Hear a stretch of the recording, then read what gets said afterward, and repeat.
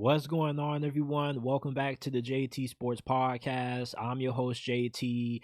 I got a question for y'all. Down in the comment section down below, let me know, yes or no, did the Bengals make the right decision paying both T. Higgins and Jamar Chase? Because them, along with Joe Burrow, now account for 42% of the Bengals salary cap.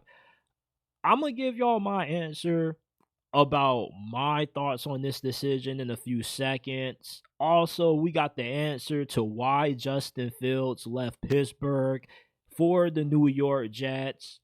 I finally, after sitting on this for a while, I have my pro account for Cam Ward. He reminds me a lot of this former Dallas Cowboys gunslinger that was incredibly overhated. And there's a few moves that the Seahawks and the Broncos made that made them the biggest winners and losers from free agency. We're going to dive into those. Smash that like button, helps us rank higher in the YouTube search algorithm, helps the channel grow as well. And let's dive into it. The Bengals have extended both Jamar Chase and T. Higgins. To me, this was the right move by Cincinnati. The Eagles this past season showed us that you can pay two great wide receivers and still win a Super Bowl. There is more than just one way to win it all. You don't have to always invest a lot into the defense, have a lead offensive line. The Bengals proved us wrong once when they drafted Jamar Chase out of Penn State. Remember, they drafted a receiver instead of an offensive tackle. How are they going to protect Joe Burrow? Yeah, that same season, they went to the Super Bowl. The core of Joe Burrow, T. Higgins, and Jamar Chase, they are the only team in the league that has been able to stop the Kansas City Chiefs in the postseason when it's mattered the most. The Ravens with Lamar Jackson haven't been able to do it, and neither have the Buffalo Bills. And by the way, why is it never talked about how Joe Burrow has a playoff win over Josh Allen with both Jamar Chase and T. Higgins? The Indianapolis Colts won a Super Bowl in 2006 with a lead offense that was third in points per game and the defense that was 21st in points per game allowed. The New Orleans Saints in 2009, when they won the Super Bowl with Drew Brees, Sean Payton, they took down Peyton Manning and the Colts. They had the number one scoring offense in the league, and they had a defense that was turnover dependent. And they were 20th in points per game allowed. So the Colts and the Saints in the past have won Super Bowls with average defenses. The Bengals, when they went to the Super Bowl a few years ago in Joe Burrow's second season, their defense was slightly above average. You do not need to have an elite defense and sacrifice of having an elite offense. Joe Burrow, with as good as what he is a lot better than what you may think. He is just as good as what Lamar, Allen, and Patrick Mahomes are. He isn't the athletic freak that any of those quarterbacks are, but he's been able to elevate his game to a point where he's so cerebral at getting the ball out fast, but also being able to hold on to the ball long enough for guys to get open. But he also has improved his elusiveness. Now he's able to buy time for guys to get open, but also he can pick up yards with his legs. So he has been able to elevate his game to the point where he can overcome certain limitations.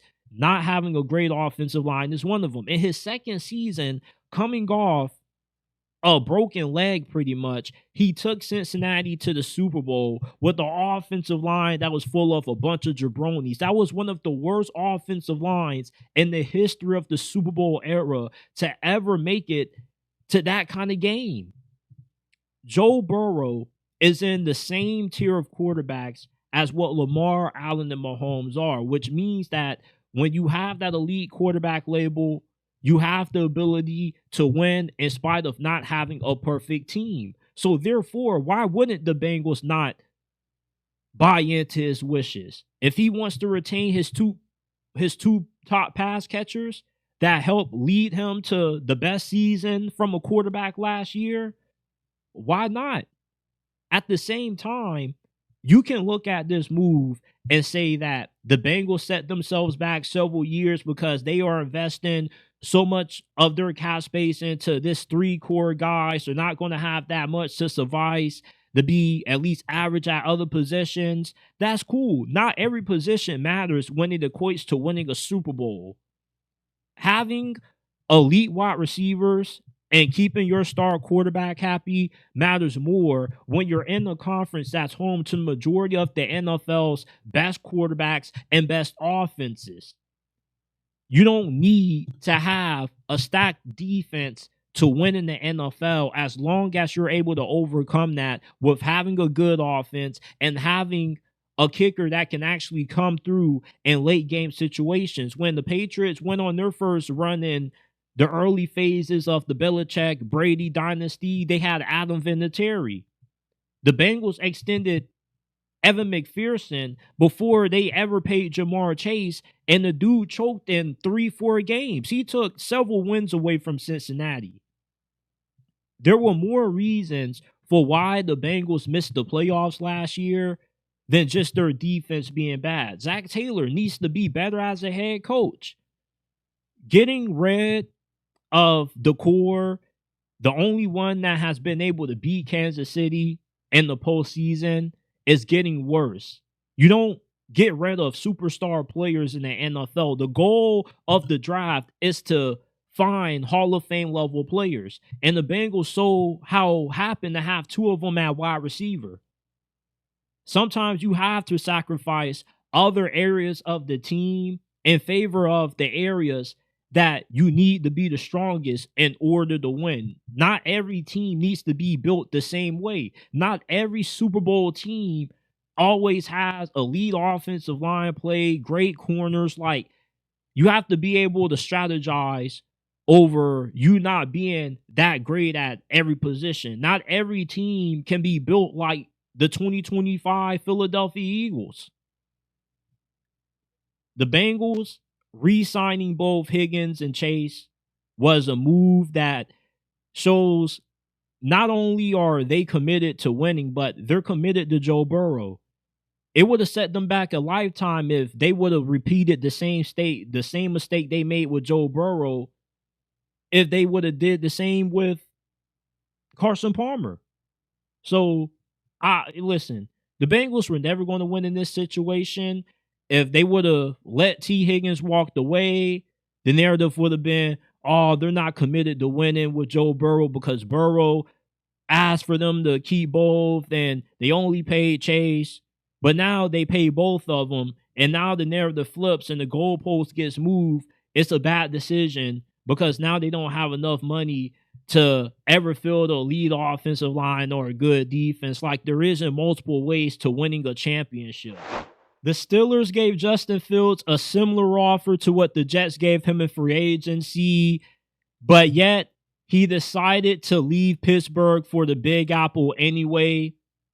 And with how tone deaf the Steelers have been on offense since the retirement of Big Ben, he would have never had a chance to reach his full potential playing for Mike Tomlin. And as a Steeler fan, it pains me to say that, but since 2020, the Steelers have had 5 different quarterbacks. Playing for Mike Tomlin is not the right decision if you're a quarterback in the situation that Justin Fields is in, where you're trying to put it all together. You're trying to resurrect your career. And there's no better place for Justin Fields to revive his career than going to play for Aaron Glenn with the New York Jets. They have the perfect personnel to build an offense around his athleticism. There is this misconception that you need to have a quarterback that's an elite thrower of the football to win in today's NFL. And that's not true. There's been quarterbacks that have had a similar skill set like Justin Fields, like Colin Kaepernick, Tyrod Taylor, and Cordell Stewart, who have led teams to the postseason in the past. With the New York Jets reuniting Justin Fields with his former college teammate and wide receiver Garrett Wilson, you give him the best offensive line that he's ever played with. You have 2 bruising running backs. The Jets are going to have one of the best offenses in the NFL next season with Justin Fields at the helm at quarterback, because he's going to follow down the same career trajectory that we've seen over the last 3 seasons, where the NFL has pumped out 3 quarterbacks that have been able to have these huge redemption arcs. Last season, it was Sam Darnold. The year before that, it was Baker Mayfield. And 3 years ago, it was Geno Smith after they just shipped off Russell Wilson to Denver. Justin Fields is going to follow down that same career path as those 3 quarterbacks, because he's in a similar situation as what those guys were. You're with the new team. You have a coaching staff that believes in you. They want to have match the Steelers' offer or outbid for Justin Fields if they didn't believe that they can build an offense around his ability. They're not going to force him to be something that he's not. And Justin Fields, his second season, he was 9th in MVP voting. He finished with over 1,100 rushing yards, which was 7th in the NFL. He had 27 total touchdowns. He showed that season the ability to not just be an elite playmaker, but he also was an elite deep ball thrower. He was 4th in the NFL in completion percentage of passes 40 yards or more.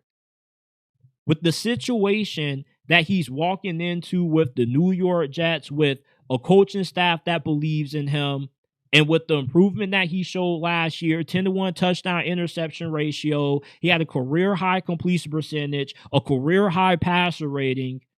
The signs of growth have been there for Justin Fields. Now it's just all about him going to a coaching staff that can find a way to put it all together for him. He has a good offensive line now. Now you just have to be able to find a coaching staff that's going to lean into what makes Justin Fields so good, which is his running ability. And when you can run the football very well, it makes you an even better team when you got a defensive-minded coach, especially when you get to the second half of the year after the week of Thanksgiving, when now every game that you're playing in, unless you play in the dome, is a cold weather game. That's when ball control becomes important. That's when your ability to run the football, dominate TOP, keep your defense off the field becomes even more important. And a guy like Justin Fields with his skill set becomes even more effective because he's an even more bigger asset. And let me ask you this question. Let's say if Justin Fields this season has the same year that Sam Darnold just had for the Minnesota Vikings, what does that look like?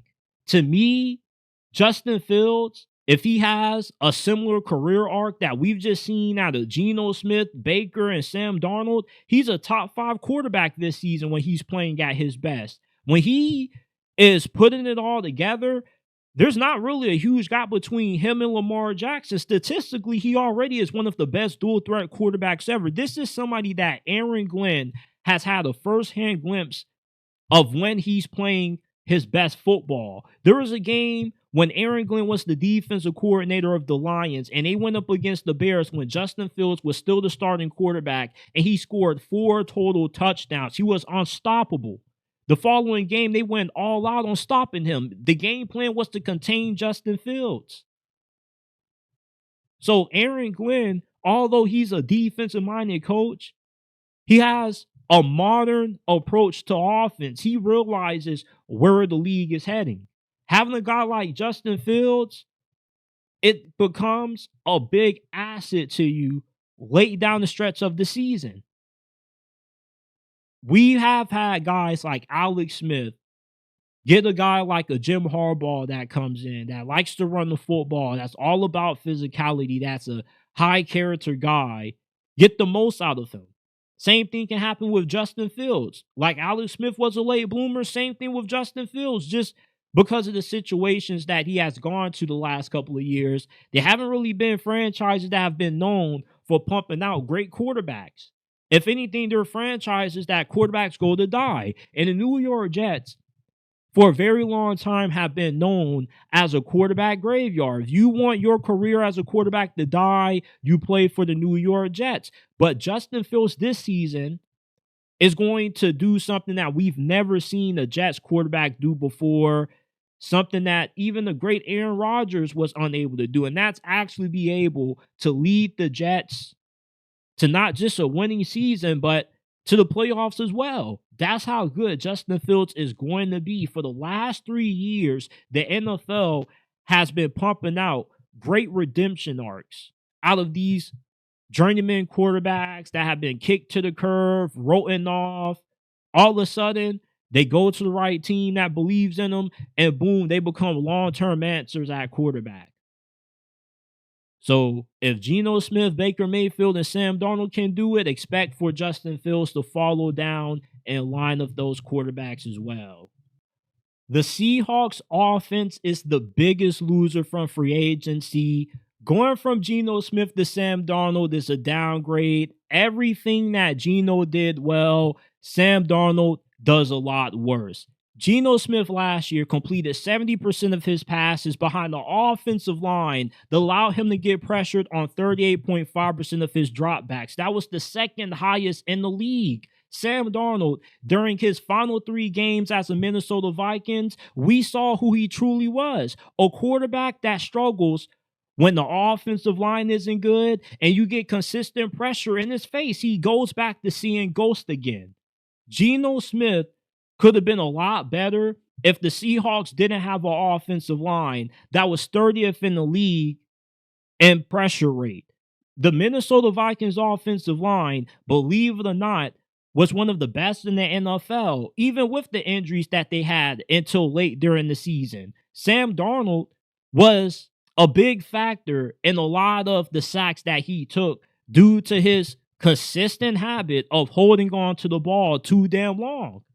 Geno Smith has given the Seattle Seahawks 3 consecutive years of top 13 quarterback play. There's no guarantee that you're going to get that level of quarterback play out of Sam Darnold. The ceiling for Sam Darnold is Geno Smith, but the floor is that you get what you saw with the New York Jets, a bottom 6 quarterback in the league as your starter. That's the reality. And 9 times out of 10, even if Sam Darnold ends up being serviceable for you, you're not going to get the season that you saw out of Minnesota where he played at an MVP level. He's bound to come back down to earth in some capacity. And you haven't improved the offensive line either.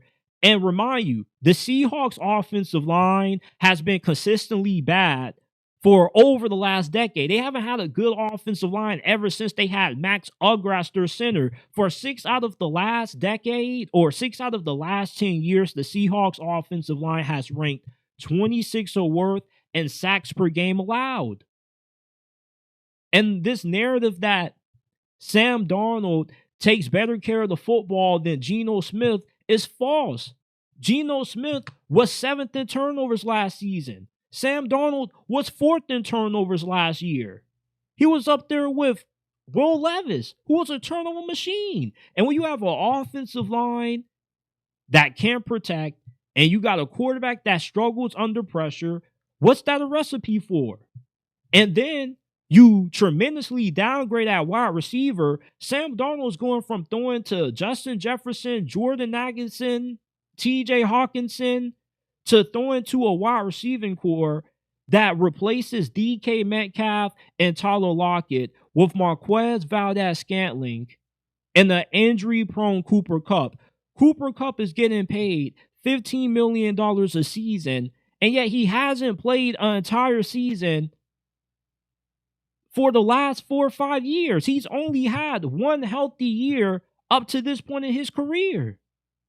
It's not a guarantee that Cooper Kupp is going to be healthy for the Seahawks. It's not a matter of if he's going to stay healthy. It's a matter of when he's going to get hurt. And that's not being a hater. That's just facts.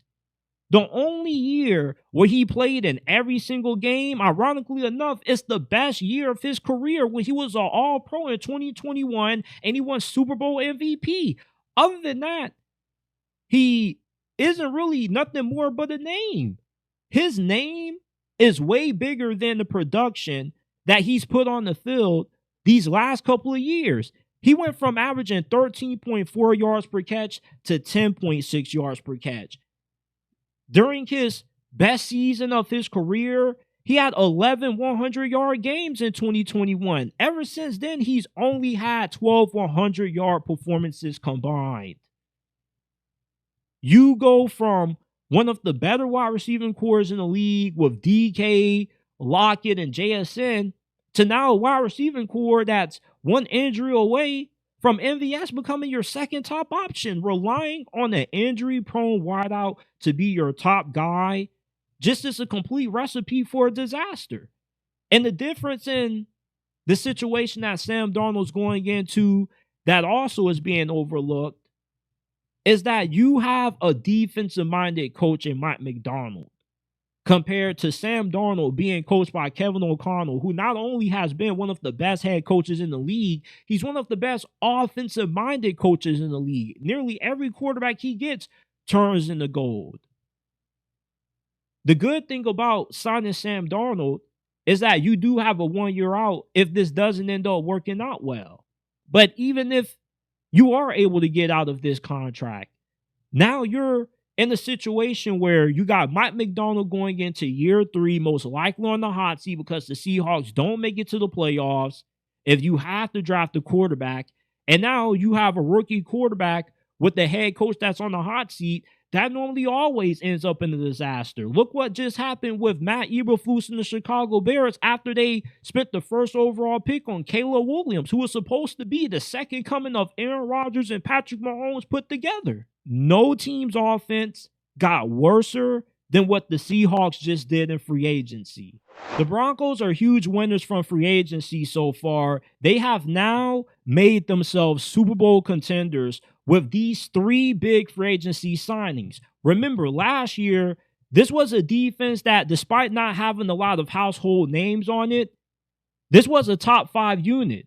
And with what they picked up in free agency this year, last year being 3rd in points per game allowed, 9th in yards per game allowed, you bring in a linebacker like a Dre Greenlaw on a 3-year deal worth $35 million. When healthy, he's one of the 7 best linebackers in the game.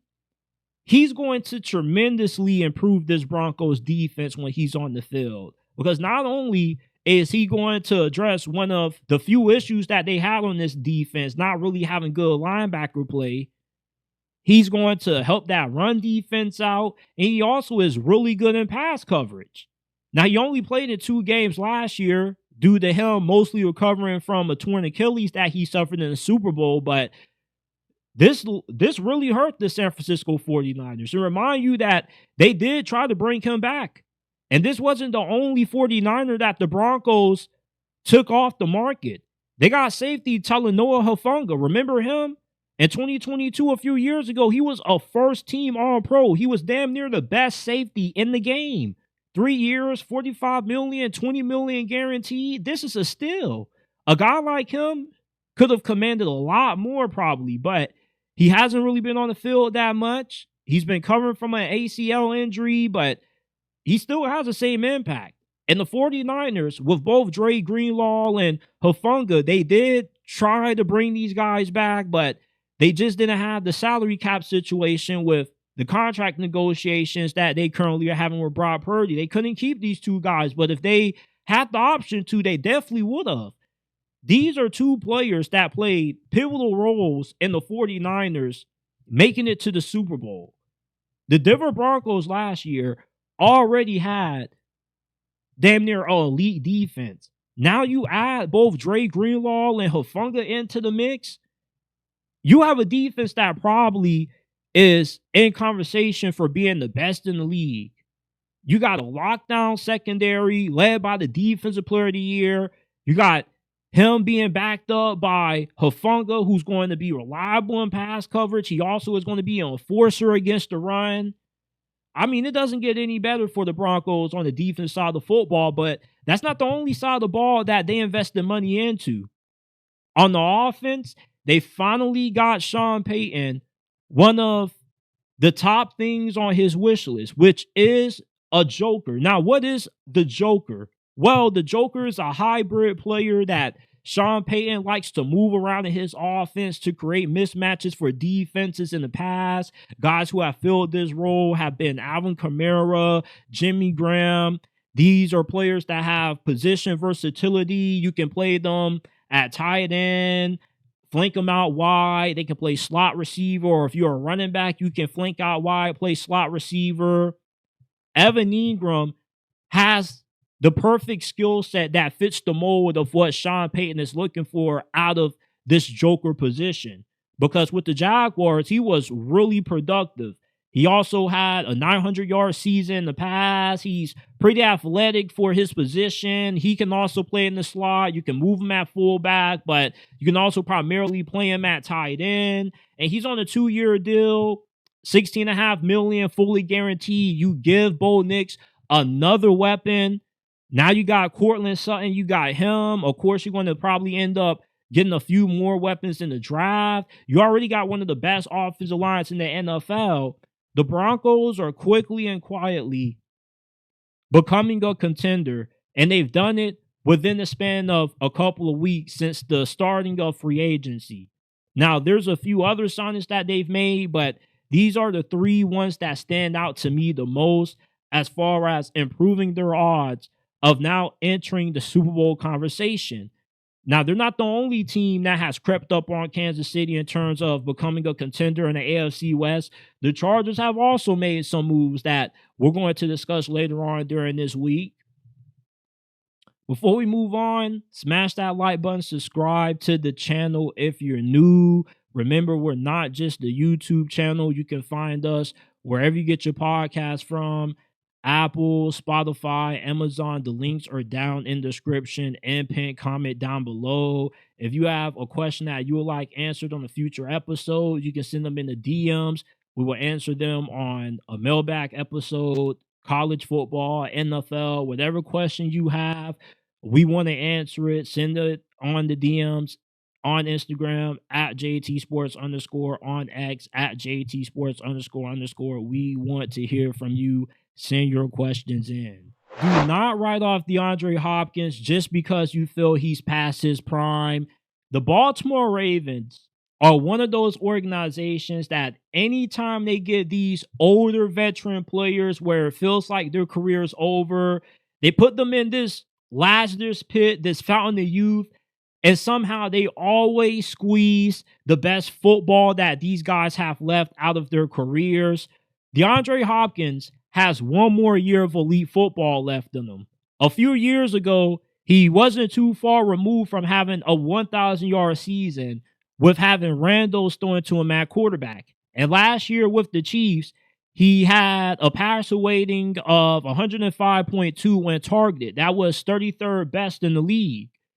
And going to the Baltimore Ravens as the third, fourth option, it makes it a lot easier for him to put up productive numbers. And you got to remember, this is the same organization that got a 1,000-yard season out of Steve Smith at the age of 35 years old. They also won a Super Bowl with Anquan Boldin being primarily their best receiver during that run. And OBJ had his best season in 5 years in Baltimore. If you can get 500 yards out of OBJ for what he's been up to this point these last couple of years in his career, that's a steal. Getting DeAndre Hopkins does nothing but further add to the weaponry that Lamar Jackson has around him. You don't need prime DeAndre Hopkins anymore, but a good DeAndre Hopkins is still one of the better receivers in the league, at least top 15 if you ask me. I'll take a good, not elite DeAndre Hopkins over a prime DK Metcalf. You know, the Baltimore Ravens, just in the past, not only when it comes to receivers, but guys like Justin Houston, they come in and they just find a way to rejuvenate these careers of these older veteran players. This isn't one of those signings where you can just look at and scoff over, yeah, this is going to be like what Julio Jones was when he went to the Titans, when he ended his career in Philadelphia. DeAndre Hopkins can still play. He just wasn't featured that much in Kansas City's offense due to Kansas City needing a little bit more out of DeAndre Hopkins than what they can get at this point of his career. But as a third, fourth option behind Zay Flowers, Mark Andrews, Rashad Bateman.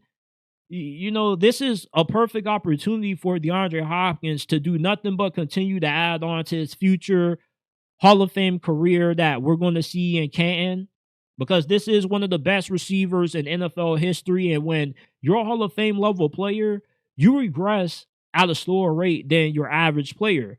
Like, compare DeAndre Hopkins' regression to somebody like a Keenan Allen, who went from being a low-end wide receiver 3 years ago to now being damn near a wide receiver 4 out of the league. All he does is further make the Ravens offense more stressful to defend for opposing defensive coordinator. And he continues to make what is every single year that Lamar Jackson is healthy, a Super Bowl or bust year for the Baltimore Ravens. Eventually they have to get it done. Now with DeAndre Hopkins, you're just asking yourself, if not this year, when? When I was thinking of player comps for Cam Ward, at first I thought he was this hybrid of Baker Mayfield and Russell Wilson. But now when I think about Cam Ward, I see a lot of Tony Romo in his game. And Tony Romo was really underappreciated during his prime with the Dallas Cowboys. Prime Tony Romo clears prime Dak Prescott. At least prime Tony Romo showed up in the playoffs and was able to win in the postseason for Dallas, unlike Dak Prescott.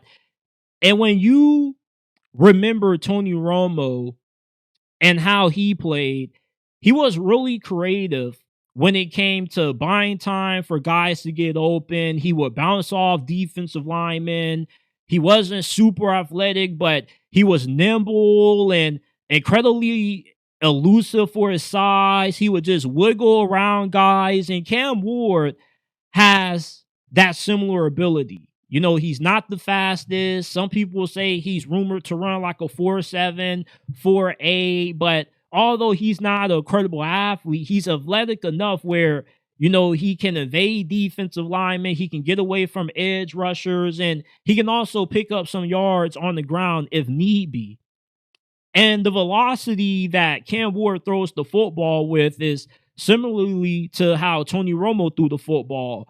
Tony Romo didn't have a great arm, but he did have a really good arm. He threw a really damn good spiral as well. He can make all the throws. He had a lot of zip.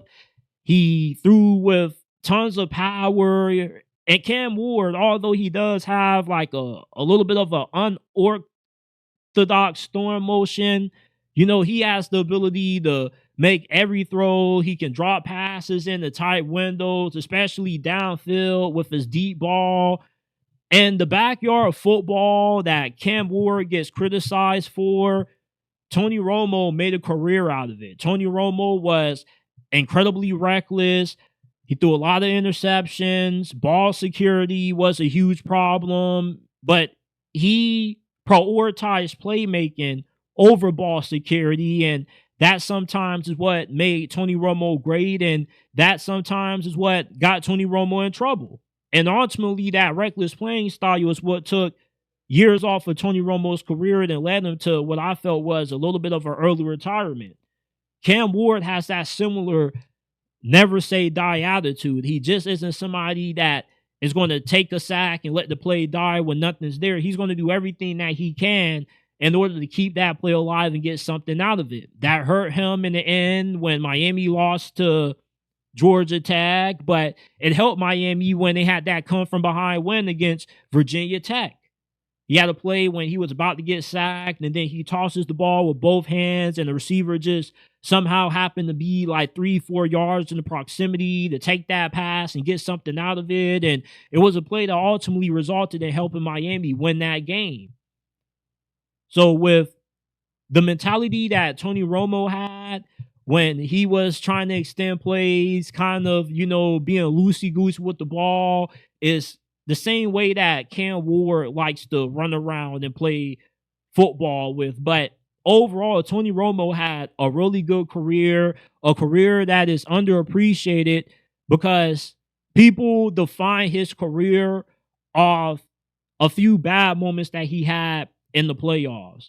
And some of those moments, he was justified to get hate for, but he also had a lot of good moments that I remember when I first got into football, Tony Romo winning in the playoffs, having good playoff games. You know, if that Dez Bryant catch would have gone in a different direction, who knows? Maybe the Cowboys end up getting to their first conference championship since the 90s.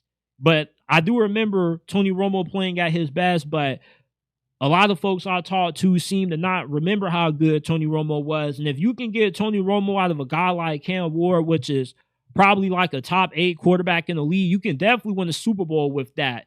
Tony Romo didn't get teams that were as good as what Dak Prescott has had during the majority of his career in Dallas. He never really had a good offensive line. The receivers were always good, but the defenses weren't that good. Like, not until like his final couple of years of his career, that's when Dallas finally got it together. But that by that point, it was already over because the injuries were piling up, and Dak Prescott took over, and you were able to get him for cheap and less, and he was younger. So Cam Ward, I expect him to have a great career. His poise, the playmaking ability. He's a 5-year starter. Bo Nix, Jaden Daniels, they also are quarterbacks that started 5 years. When you get somebody that has learned 3 different offenses, he's played on 3 different levels, gotten better at every single one of them. I just think that he has all the characteristics that make him at least a 10-year starter in the league. Even if he isn't an elite quarterback, at least he can be a top 15 quarterback at worst. That's his floor to me.